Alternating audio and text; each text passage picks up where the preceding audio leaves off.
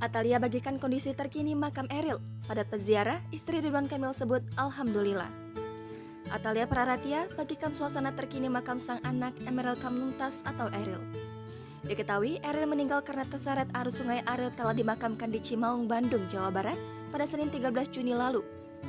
Hari ke-6 setelah pemakaman, makam tersebut masih ramai dikunjungi masyarakat yang hendak berziarah mendoakan almarhum Eril yang semasa hidupnya dikenal sangat baik hati.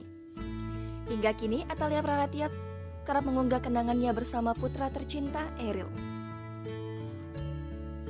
Melalui unggahan di akun Instagramnya, perempuan berusia 48 tahun ini membagikan video yang memperlihatkan situasi dan kondisi terkini di makam Eril. Di dalam video itu tampak sekerumunan orang mengitari makam putra sulung Ridwan Kamil untuk mendoakan almarhum. Ibu dua orang anak ini pun bersyukur banyak warga yang dengan tulus ikhlas mendoakan mendiang Eril. Netizen pun memberikan beragam komentar di unggahan tersebut. Sebagian besar dari mereka mengaku ikut senang melihat antusias warga berdoa di makam Eril. Jangan lupa subscribe, share, komen, dan like ya!